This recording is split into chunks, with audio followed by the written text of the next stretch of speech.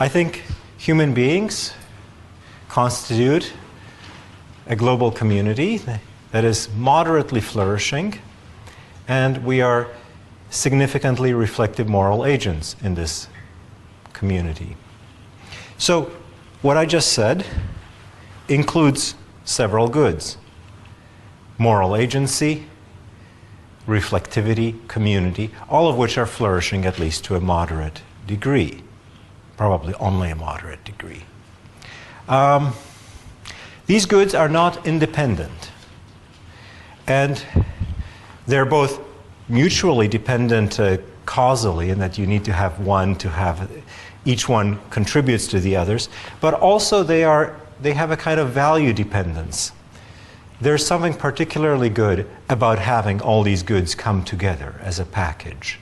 The package is more than the sum of the parts. This combination good of these things coming together has various prerequisites. And the prerequisites I want to talk about today are the epistemological ones. Specifically, the agents to have these goods need to know the truth about many things. Now, you know the pattern of these things. I will present things that need to be explained, and then suggest that theism provides a fine, perhaps the best explanation of these things.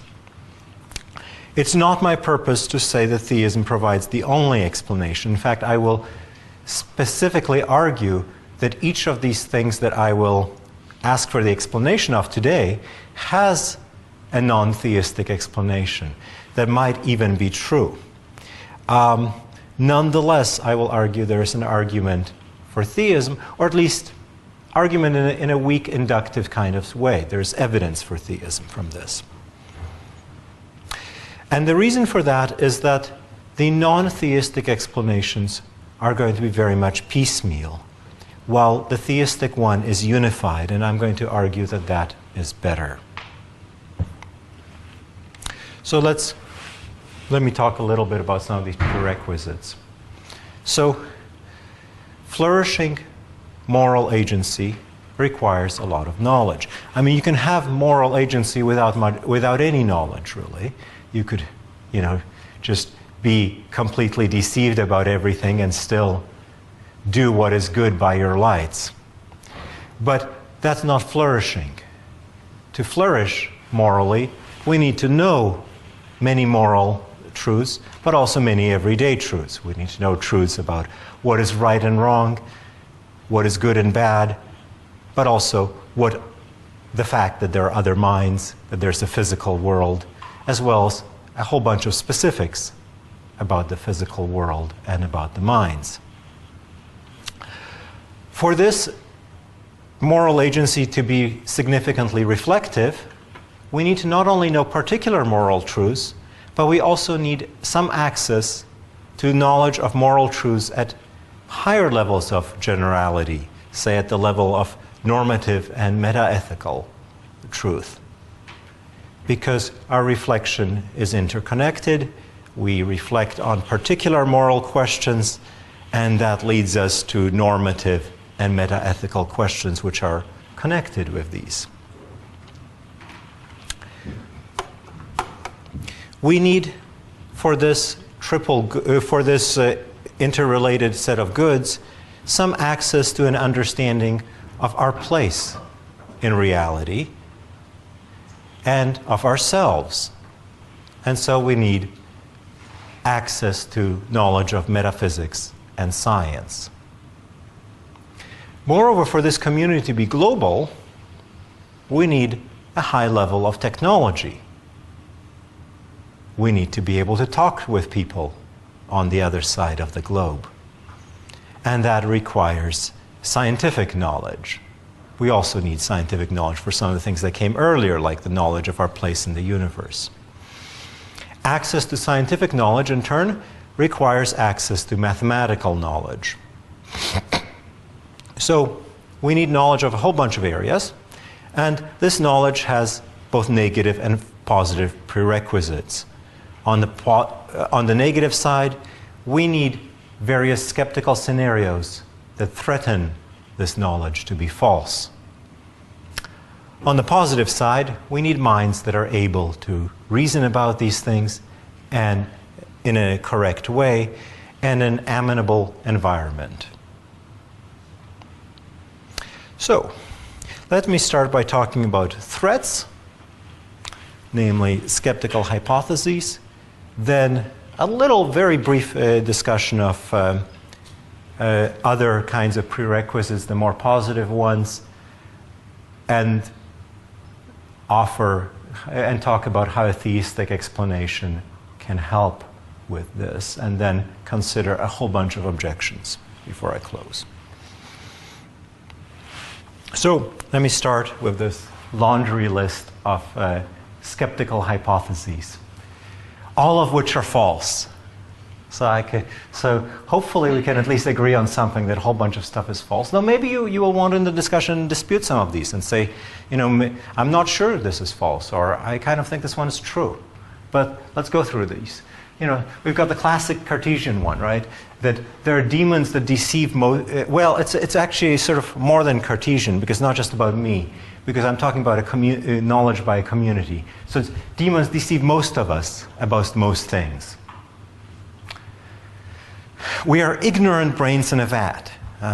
By ignorant, I mean ignorant of the fact that we are brains in a vat. I mean, we could be knowledgeable brains in vats. We could, have suffered some accident and asked to be put there. But the hypothesis that I'm denying is that we're ignorant brains in vats. I also deny that I know I'm a brain in a vat, but that doesn't take much explaining as to why that's true. I can just see that. Okay. Another thing that is false is that we exist in computer simulations without knowing so. Here's one that is more controversial that it's false. Ignorantly simulated people vastly outnumber organic ones. What do I mean by simulated people? I mean ones that are inside a computer simulation. By ignorantly simulated, I mean they don't have access to the data that they are thus simulated. They are fooled. Another thing is we are ignorant Boltzmann brains. So the famous Boltzmann brain hypothesis is that, out in space, you have various bits of matter, and those bits of matter could move around under various forces. They could just randomly move into the shape of a brain. And, maybe with a little bit of oxygen surrounding it. And for a very short period of time, that brain, called the Boltzmann brain, thinks things. And for instance, it may think it's in the Harris lecture room at Oriel. Very soon, of course, the oxygen will dissipate, and you will die if that's what you are. You may think you're not because you have these memories, but of course the Boltzmann brain may come pre-built with memories. So this is the hypothesis: we are ignorant Boltzmann brains. It's a hypothesis physicists think a fair amount about, because it's actually a hypothesis that there's some reason to take somewhat seriously, because you might have you have this little consideration: to get organic beings with brains encased in skulls for a lifetime, organic beings that have evolved like we think we have, you need a low entropy region that is quite large. Namely, it has to, eventually it'll have to encompass a planet, but causal influences through the universe spread quickly, and so in the past, at least, when the evolutionary processes on Earth have started, that was billions of years ago, and influences from quite far away at that time would have reached us by now. And so what we actually need is a very large low entropy region in the universe in order for evolution to work. and produce brains encased in skulls through an evolutionary process. To get a Boltzmann brain, you just need a low entropy region that is much smaller than that, just sort of a little bit bigger than a brain, depending on how long you want this Boltzmann brain to last. And so there's some reason to think that at least on certain ways of calculating probabilities that Boltzmann brains are not actually that unlikely hypothesis. Okay, so that was the first one thing about Boltzmann brains. We are them. The second one says that, well, whether we are Boltzmann brains or not, the ignorant Boltzmann brains vastly outnumber normal brains. And if so, then even if we happen to be the normal ones, I think we don't know much, because I think the kind of data that we have is an unreliable indicator of the truth if most brains are Boltzmann brains rather than brains encased in skulls, because then those who are deceived, who have thoughts like our thoughts but are deceived, for instance, they have the thought, I'm not a Boltzmann brain like we do, they outnumber us, and so I don't think we can say that our thinking that we are not Boltzmann brains is reliable. It's just our luck that it happens to be true. And so I think on this scenario that the ignorant Boltzmann brains vastly outnumber normal ones, we do not know. I'll talk a little bit more about this. Another one, we are disembodied souls having illusions of embodiment.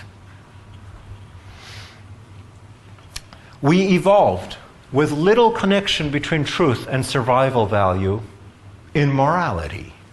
Think about evolutionary debunking arguments on morality. Here's one that doesn't get talked about quite so much, except by me. This is one of my sort of favorite skeptical hypotheses. The probability of objects popping into existence out of nothing is either high or undefined.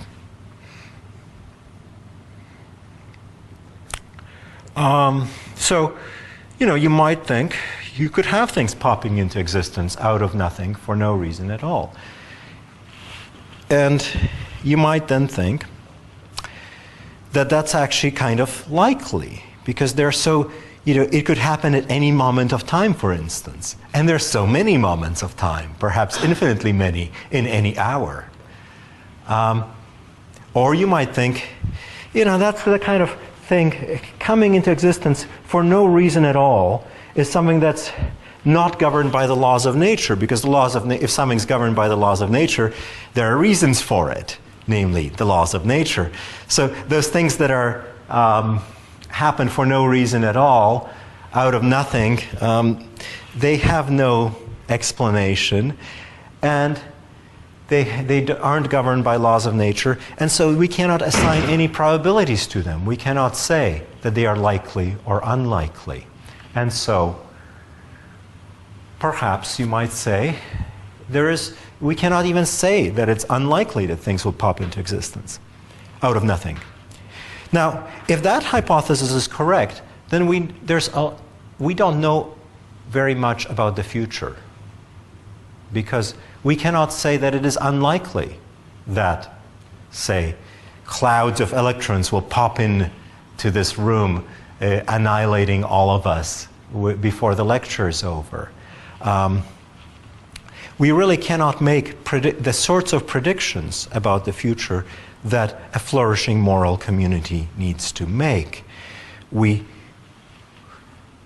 Whether this hypothesis is probable, whether the object such popping into existence is likely, or there is no probability, in either case, the possibility undercuts our knowledge of the future. Here's the famous 5-minute hypothesis next. The universe came into existence fully formed 5 minutes ago. You might, again, if you want to make this slightly more plausible, you might reflect on the fact that entropy has been increasing. The entropy of the universe 13 billion years ago was lower than it is now. And low entropy seems like an unlikely phenomenon. So you might think that if a universe comes into existence uncaused, as is a serious possibility, at least if God does not exist, then it might be more likely to come into existence in this higher entropy state that it has now than the lower entropy state that we think it had 13 billion years ago. Of course, you don't actually think this, I assume, but everybody else is a zombie. Okay. And then the last one on my little list is there is no correlation between mathematical beauty and physical truth.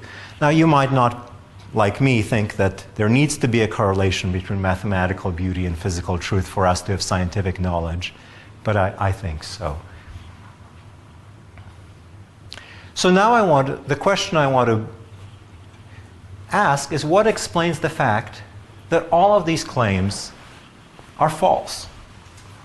Now, I'm not asking an epistemology question here. I'm not asking the kind of question Plantinga asks in his evolutionary argument against naturalism, which is how we know that we know. How do we know that these various skeptical hypotheses are true? How do we know that we evolved in ways that are truth apt? I'm not asking that question. I want to leave that to the epistemologists. Maybe there is some kind of fine reliabilist story that lets us know all these things. I'm not particularly worried about that. I'm worried about the metaphysical question of what explains the fact that these claims are true. A number of these seem to be contingent claims about the physical universe, or the falsity of a number of these makes a contingent claim about the physical universe. It's a question that we would want an answer to. Why is this so? Why don't Boltzmann brains outnumber normal ones? Why aren't we disembodied souls? That's not one about the physical universe as such, except by denial. And finally, what explains a further fact that I think we think is true, that not only the items on this list are true, but the many more items that you could list if you just sat down to think about it, that are like them, those are also false. Other claims relevantly like these. Namely, other skeptical hypotheses, right? And the history of philosophy is full of people having fun with that. And I'm sure all the philosophers in the room have thought of skeptical hypotheses not on this list at some point or other, so add them to the list. Plus, add the ones that none of us have ever thought of. Okay. Well, let me, I said that I thought that all of these individual items can be given explanations that do not involve God. So let me just give a quick try. That maybe these aren't always the best ones, but I just, sat down to try to. First, I sat down to think of a bunch of skeptical hypotheses. Then I sat down to think, why aren't they true? What explains the fact that they're not true? Not what explains our knowledge that they're not true, just the fact that they're not true. Well, here's one, and I don't actually agree with all of them, but they're at least plausible. So the first one is why you may recall it was the hypothesis that I claimed was false is that demons deceive us most of the time. Well, if there aren't any demons, that's a perfectly good explanation as to why they don't deceive us. Second one, we aren't brains in vats, maybe because science hasn't yet been able to create vats, or our technology isn't capable of creating vats that can hold us and keep us alive.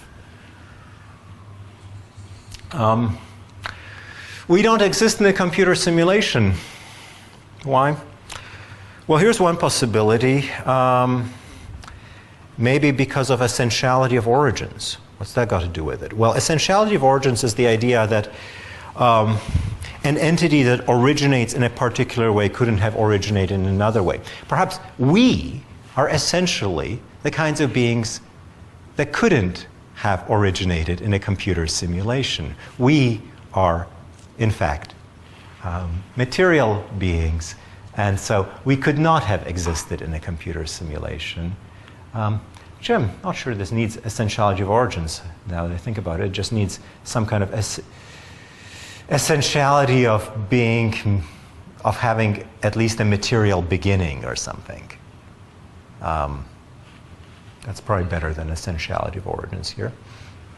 Or because if you take we not as necessarily specifically us individually, but as sort of rational beings that think like we do, then maybe because functionalism is false. So if we are in a computer, the only way we could be in a computer simulation, or beings like us, is if things in a computer simulation could be conscious. The best account of consciousness that allows things inside a computer to be conscious is a functionalist one, on which consciousness is defined by a network of causal functional relationships. Perhaps that theory of the mind is just false, and so conscious beings couldn't be in computer simulations. Organic people outnumber simulated ones. Why? Well, maybe because functionalism is false, and so there aren't any and can't be any simulated ones. Or maybe because it's actually really hard to simulate people, harder than some people speculate it is.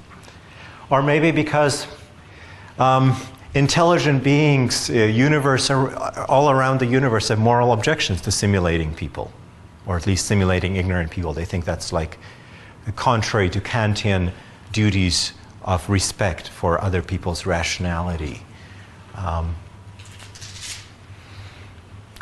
We aren't Boltzmann brains. Why?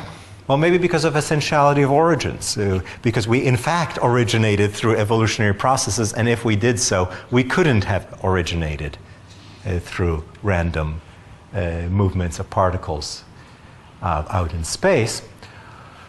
Or maybe because evolution is needed for proper function. So this is, maybe functionalism is true, and functionalism requires maybe evolution. And in lecture 4, I will fill out a bit of the argument behind why you might think the evolution might be needed for proper function.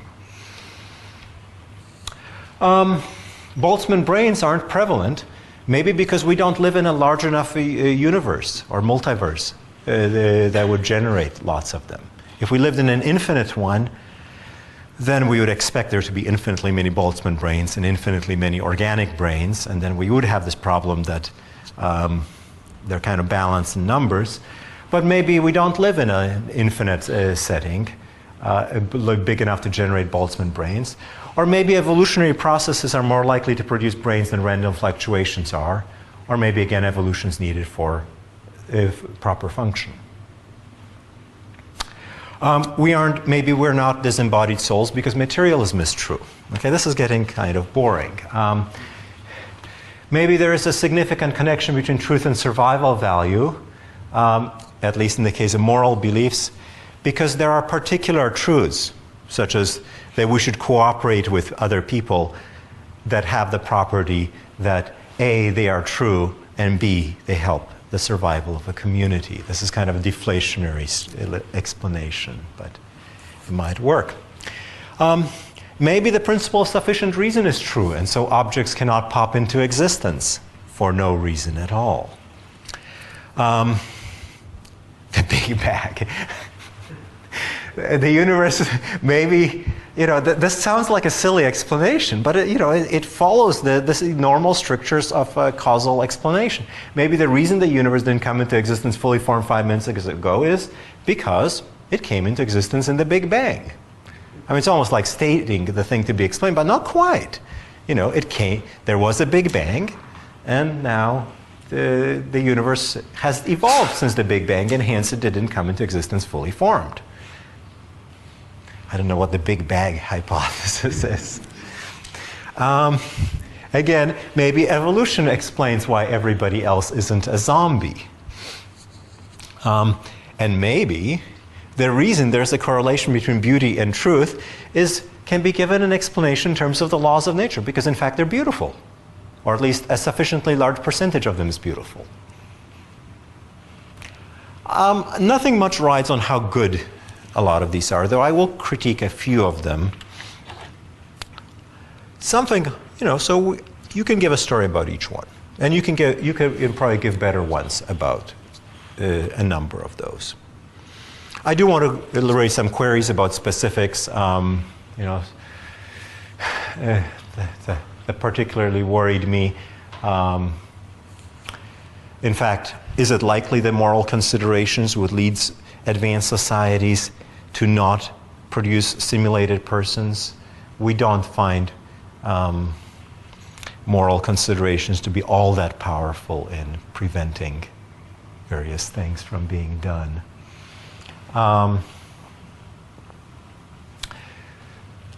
One of the suggestions with regard to Boltzmann brains is that maybe evolution was going to, maybe it's easier to produce brains through evolution than through Boltzmann brains. One might have worries whether that's so, because evolution may require low entropy over a larger region. One might have worries about the essentiality of origins in one of the explanations for why we're not Boltzmann brains. The other thing I want to note is that some of these proposals lead to theism by alternate paths than the path I am exploring in these lectures. If you say we're not in computer simulations because functionalism is false, then you need a different theory of mind than functionalism. I happen to think dualism is the best alternative to it, and there is, I think, a good explanatory argument from dualism to theism, because it is difficult certainly to give a scientific explanation of why souls exist. If our universe is not very large, I suggested that maybe the universe is not very large, and that's why we don't have all these Boltzmann brains, then the fine-tuning problem becomes bigger, because a lot of the leading explanations of the fine-tuning of the universe for life involve a very large universe or multiverse. If the principle of sufficient reason is true, which I invoked in one of the items, then the most controversial premise in the cosmological argument for the existence of God is true, namely the principle of sufficient reason. So it might be that some of these proposals lead to theism in some other way. But again, I'm not going to focus on that. I want to give the story from this classic philosophy of religion paper about a group of Inuit. A different term gets used, but I'm Canadian, and in Canada the different term is considered offensive. Apparently only in Canada and Greenland is that different term considered offensive. But we'll substitute Inuit for it. So here's the story. I see a group of 5 Inuit standing on a particular corner in New York, and I want to explain why. And so Paul Edwards, this is all a quotation apart from the square brackets, is that the first Inuit didn't enjoy the cold in the polar region, decided to move to a warmer climate. The second one is the husband of the first one. He loves her and doesn't want to be without her. The third one is their son. Okay, so we've got 3 Inuit on a street corner already explained. He's too small, too weak to oppose his parents. The fourth one saw an ad for an Inuit to appear on TV. And the fifth one is a private detective who keeps an eye on the fourth one. All right, so now Edwards says, let us assume that we have, I don't know why there's no, that we have explained in the case of each of the 5 Inuit why he or she is in New York. Somebody then asks, all right, but what about the group as a whole? Why is it in New York? That would be plainly an absurd question.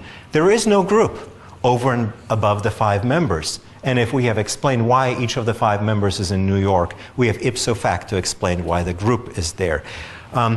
Edwards uses the story as a way of bolstering Hume's objection to the cosmological argument. So Hume objected that, well, maybe we have why do we exist? Because we have a cause, and the cause has a cause, and so on. And so there's an infinite regress of causes. And he said, look, in the infinite regress of causes, each cause is explained by the previous one. And when you explain each item in a set, you've explained the whole set. There's nothing more to the set than the items in it. And so if you explain each one, you've explained the whole. And Edwards is using this little story to illustrate Hume's point. Now, I think Hume's point is actually mistaken, but I like this little story. Oh, one of the offensive words has escaped. So, I think in his own story of the 5 Inuit, Edwards is right. No further explanation is needed. And not only isn't one needed, we don't have much reason to look for one. And I think the reason we don't have much reason to look for one is, if you recall those stories, they're actually fairly interestingly, they're sort of interconnected. There are actually 2 stories here only. There's only there's not much coincidence in this. There's just one coincidence. There's a story between numbers 1 and 3, who are a family that has moved because one member of the family doesn't like cold.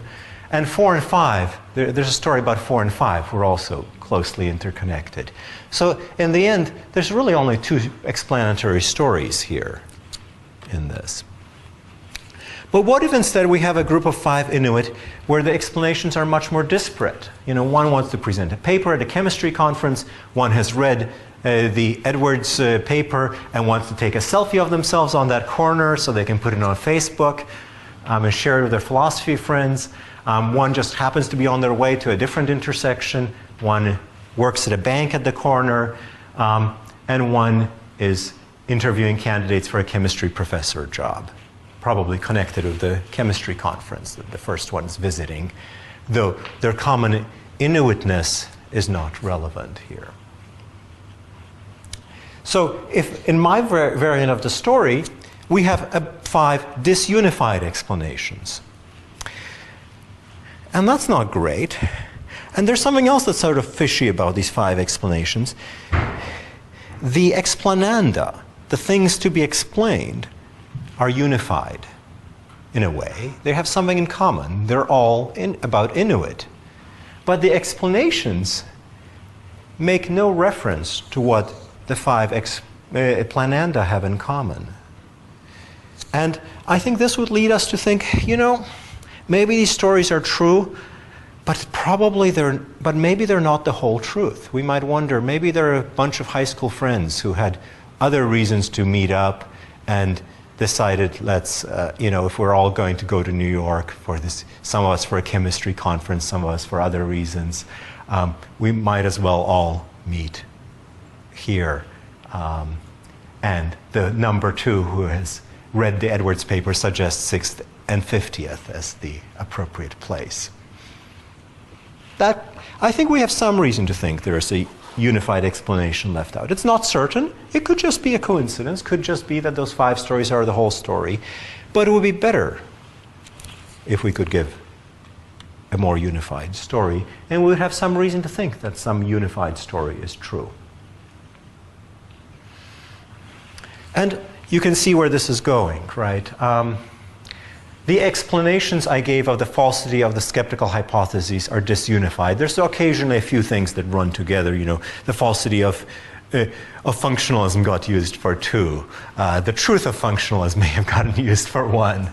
I was just having fun there. But in any case, these explanations, they make a very little connection with what the hypotheses that they are explaining the falsity of have in common, that they are all skeptical. I think even if the skeptical hypothesis didn't have this obvious commonality, we would have reason to prefer a more unified explanation. But if they have it in common, we have even more reason to prefer a unified explanation. And so I think you can accept the idea that you have these disunified explanations and that all or most of them are true, and still think we have some reason to go for a unified explanation. And there are 2, I think, strategies for this. One is something that David Glass has defended in the case of the fine-tuning argument, is that there can be something he calls residual Bayesian confirmation. So you have a bunch of observations and some explanation of these things. In my case, it's conjunctive. In the cases he's considering, it's not, I think, necessarily conjunctive. And then you have this further unified explanation. These bunch of explanations confer some probability on the observations. But we could add a further bit of data that makes them that makes for even more probability when it's conjoined with these. And Glass says, and I think he's right about this, that this gives us reason to accept that further thing that you hear, that when you add it to the condition makes this more likely. So, for example, you can give those stories I gave about the five disconnected stories about the Inuit, and they make it not utterly unlikely that those 5 Inuit would meet at that particular corner. But if I add that they are all high school friends of each other who have talked prior to the trip, now I can add to that the fact about chemistry conferences and all that other stuff, and now it becomes even more likely that they would meet at a particular corner. So I have a better explanation when I add to the particular, this unified explanation, this further story. So that's one kind of way that you could accept that this unified explanations and still think there's something more to be done. The other thing you could do is you could say the unifying explanation explains the explanations, or at least explains many of them. So you could go that way. So let me give the theistic story, which I'm sure you can guess at this point very well. Each of the skeptical hypotheses, at least given some background data, implies skepticism about a broad area of our epistemic life, which is needed for us to have this flourishing community that I was talking about at the beginning, or moderately flourishing community. So each of these hypotheses is incompatible with this kind of moderately flourishing global community.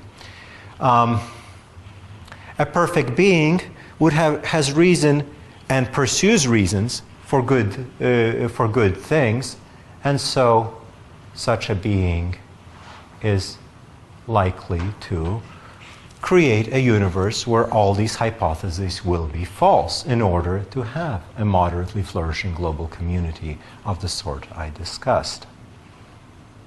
That the perfect being acted on these reasons would then explain the falsity of the skeptical hypotheses. This particular explanation is compatible with most, if not all, the earlier offered explanations. Maybe the ones that invoke materialism, you might have some worries whether it's compatible with those, because God's not a material being. But it depends on whether you have materialism be restricted to the universe, or you want it to apply to everything. You could say, there's certainly theists who call themselves materialists, and it's not that they think God is material, they just think the things other than God are material. So on that reading, it's probably that you could tell this story together with all these other ones.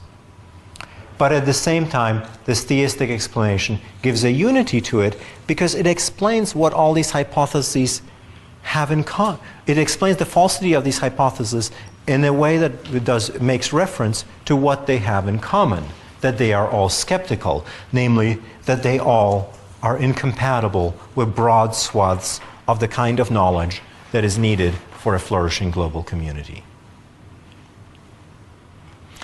Additionally, the theistic explanation also explains probably many of the falsity of the skeptical hypotheses that many of you probably had thought of when I said you can think of more. Maybe not all of them. If so, we can talk about those in the discussion. In fact, it probably could explain why no hypothesis like these is true, because an all-powerful being doesn't want any skeptical hypothesis like these to be true. And this why no hypothesis like these is true also calls out for explanation, I think.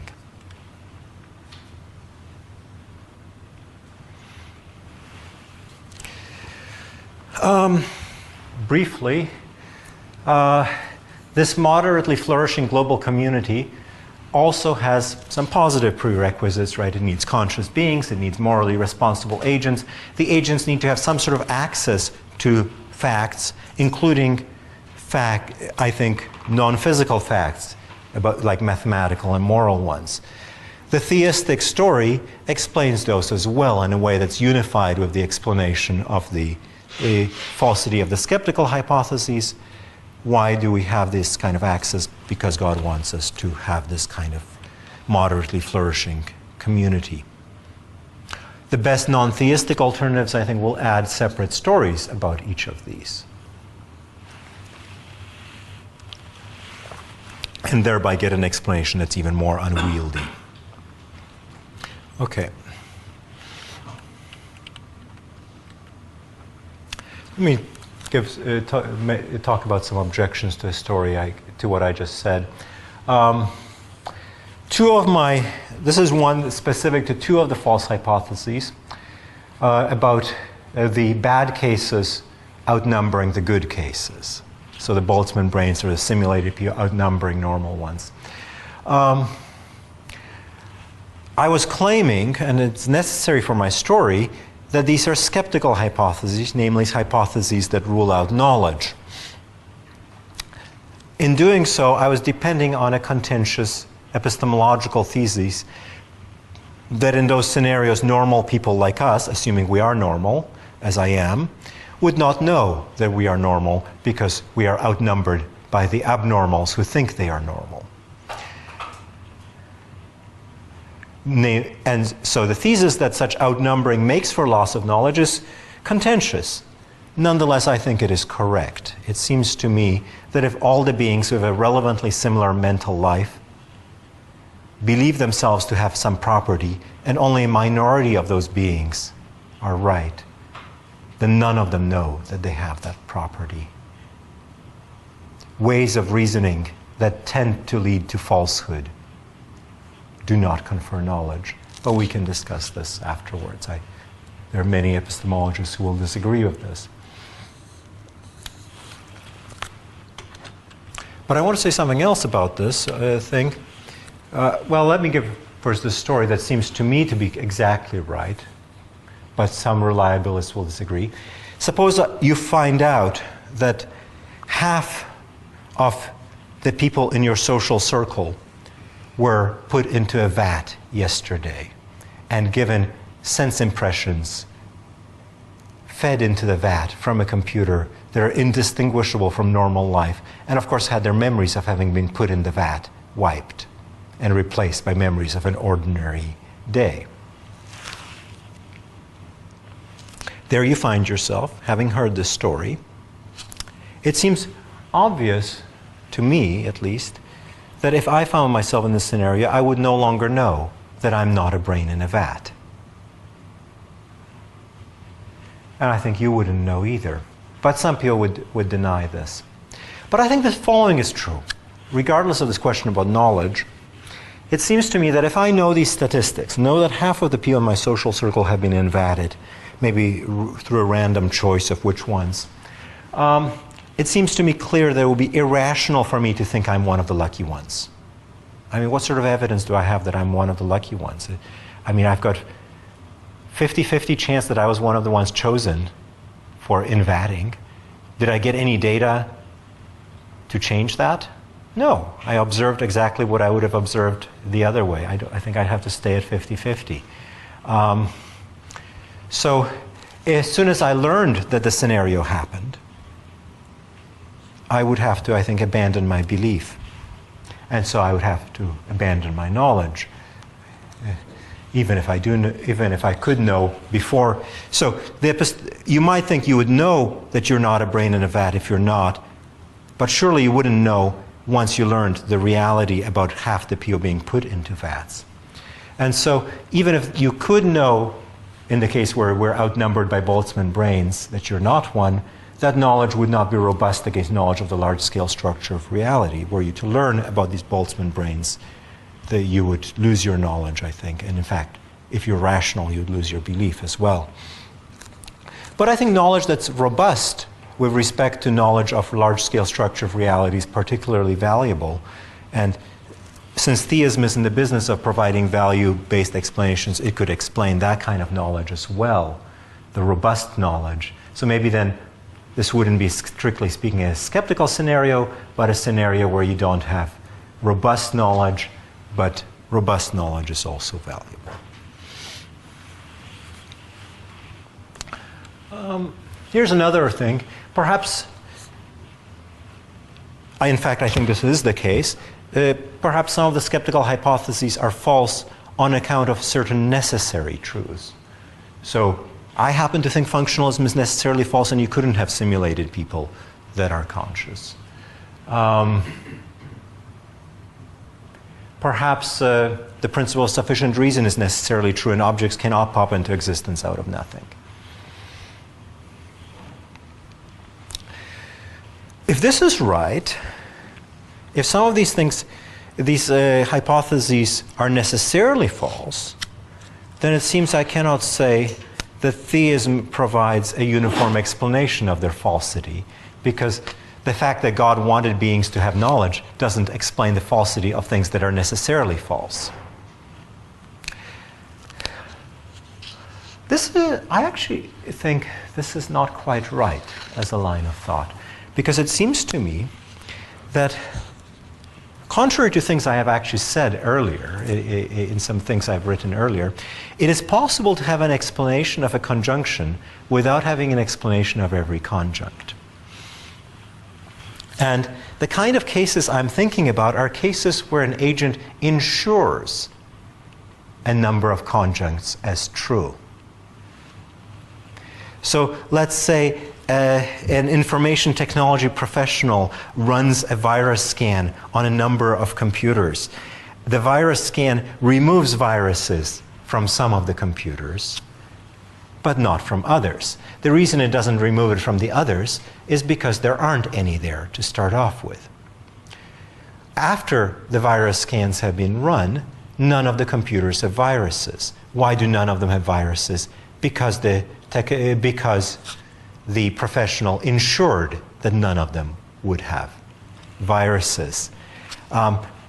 This ensuring does not explain why those computers that didn't have viruses to start off with don't have viruses now. That's explained by, whatever, better net safety practices of the owners of those computers, say, or something like that. But nonetheless, the conjunction of the claims, this one is virus-free, this one's virus-free, this one's virus-free, this one's virus-free, this one's virus-free, is explained by the IT professional running the virus scan on all of them, even though the particular ones are not. So it could be that God's intentionally acting to ensure that we have knowledge explains why all the skeptical hypotheses are false, without necessarily explaining the falsity of each one. Because God ensures the falsity of all of them. But some, it's like the virus scan that found no viruses. He doesn't need to do anything about it because they're necessarily false. Maybe you don't like this. Okay, then maybe I'll have to drop the necessarily false ones from my list and just stick to the contingently false ones. Not, I think, a major loss.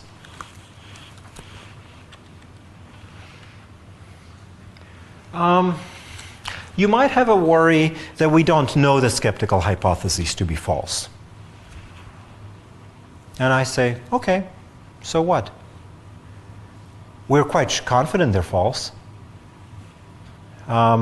Maybe that confidence isn't knowledge, but we're confident of it, and we want explanations of things, whether we know the things or just are merely highly confident of them. again, we can maybe want to discuss this further. Here's one that I think is a little more serious. The skeptical hypotheses tend to be, by and large, positive existential claims, like that there are evil demons or lots of computer simulations. The denials of them are negative claims. Maybe it's asking for too much to be looking for explanations of these negative claims, what's not true. Why are there no flying pigs? That doesn't seem like an interesting set of questions. And then you ask, why are there no flying tigers and no flying elephants and so on? I don't know. I don't know that it's that we shouldn't look for explanations of negative claims in general. It seems to me that substantively explaining a large class of negative claims is still an achievement. You could ask, why are there no elephants, sheep, bats, or pigs in this room? And there's a perfectly fine, unified explanation of this, that none of these are customary assistance animals for the disabled in our culture, and only assistance animals for the disabled are permitted in lecture theaters at Oriel, I assume. Oh, in addition to human animals, of course.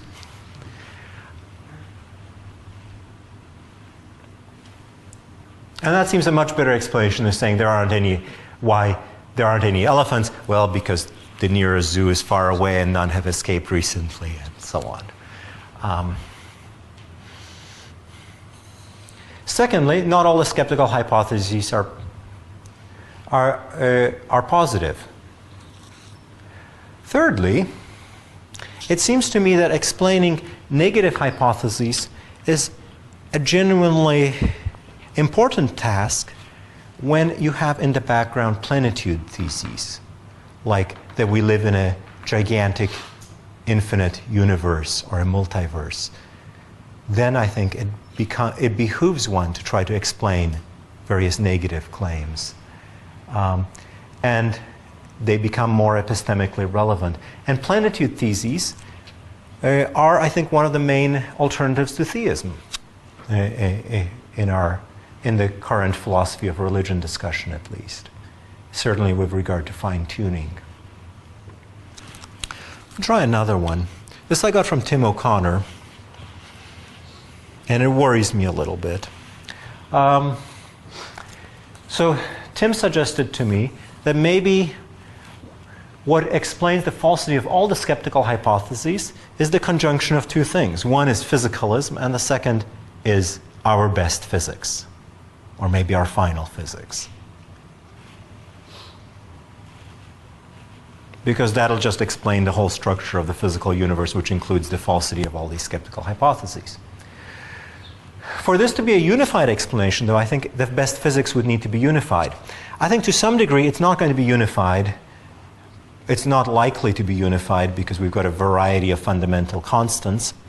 And that points towards the fine-tuning argument, which I want to explore different arguments than have been widely discussed, so I don't want to talk much about that. But also, I think explanation of the falsity of the skeptical hypotheses will require more than just reference to the laws of nature. It will require reference to the boundary conditions. For instance, the 5-minute hypothesis is entirely compatible with the laws of nature as we know them, but it has, to explain, we need a different boundary conditions, namely the universe, starting off in this very dense Big Bang type state rather than the current state. But we'll need other boundary conditions for other parts of the explanations. And I think that will disunify the physics explanations. I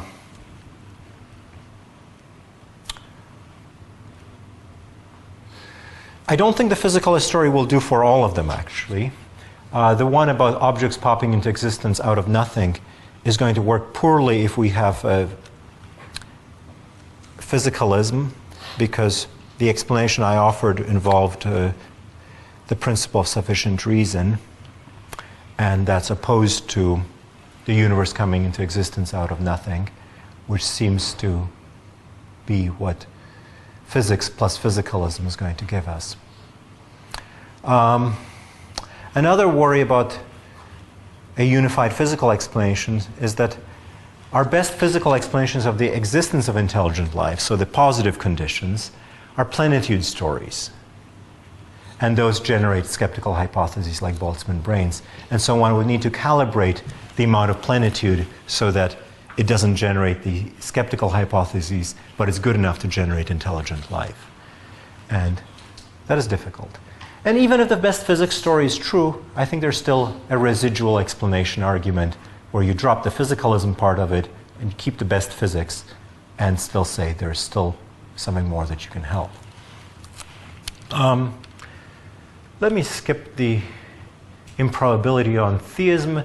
You might worry that God is not likely to produce such a community. I think a perfect being is one that does all the right, that tries to pursue goods. This is a great good, and so we'll try to pursue it. Let me end sort of just as I did with the issue of beauty. Let me talk briefly about the problem of evil in relation to this particular argument. So, if God values our access to truth, we would expect God to ensure that few of us have much in the way of false beliefs. But of course, many of us have much in the way of false beliefs. In fact, all of us have much in the way of false beliefs. Maybe not to the extent that most of our beliefs are false, maybe not to the extent of undermining the moderately flourishing global community of moral agents, but a ton of false beliefs. The story I want to give, the little theodicy, which is very little, is that it's valuable to search for the truth. And God, while He wants us to have the truth, there are other values that we would expect God to pursue. And a search for the truth is also value. In fact, I think it seems to be an integral part of the kind of global community of moral agents and common inquirers that we have, is one which searches for the truth. And I like to see things in probabilistic ways as a Bayesian. And from a Bayesian point of view, this common search for the truth inevitably is going to involve us having, well, or at least if it's actually a search without us having already found things at the beginning, it's going to inevitably involve lots of false belief. So here's my little toy story. Let's say we're looking at 10 independent hypotheses that are in fact true. Maybe they're hypotheses about how 10 different coins came up when they were tossed out of our sight. Our reasonable prior probabilities for each hypothesis are 1/2. Each one we think, yeah, it's 50-50 whether that hypothesis is true. Let's suppose that what it counts to believe is to have a credence of, let's say, over 95%. Kind of like that number myself. Now consider these interesting hypotheses, which are denials of conjunctions of a certain number of these hypotheses. Okay? So let's say each of these hypotheses is the hypothesis. Let's say maybe all these coins turned up heads. And so all these hypotheses say heads. Heads, heads, heads, heads. If I take n of those hypotheses, conjoin them, the probability of the n conjoined is 2 to the minus n. So the probability of the falsity of n conjoined is 1 minus 2 to the minus n. And so you can just quickly check that as long as n is at least 5, the probability of the negation here will be at least 96%. And so I will in fact believe the conjunction of any 5 of these 10 hypotheses to be false, or at least have a high credence in it. Maybe that's not the same as belief. I happen to think it is, but, well, I actually don't know if I think it. At least I'm very friendly to it. And that makes for 638 false beliefs. Lots of true ones too, but 638 false ones, independent of, in some way, logically maybe not entirely independent, but not logically equivalent ones. So, and that just comes from the fact that you assign 50-50. You might think by assigning 50-50 to individual hypotheses, you escape falsehood. No, you don't. You get lots of stuff wrong. And so this kind of search for the truth about lots of hypotheses is going to involve us in a ton of falsehoods. And there's just no avoiding it if we're going to be in this business. And so if God wants us to be searchers for truth and instead of just